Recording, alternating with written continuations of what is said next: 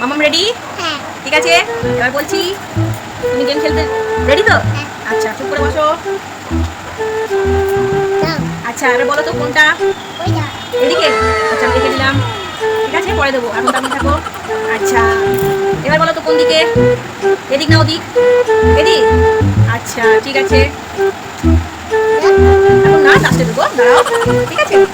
আচ্ছা, এইবার বলো, না না, খুলবে না, খুলবে না। এবার বলো তো কোন দিক? কোনটা নেবে? এদিকে? আচ্ছা, ঠিক আছে। এখন না, লাস্টে দেবো আমি।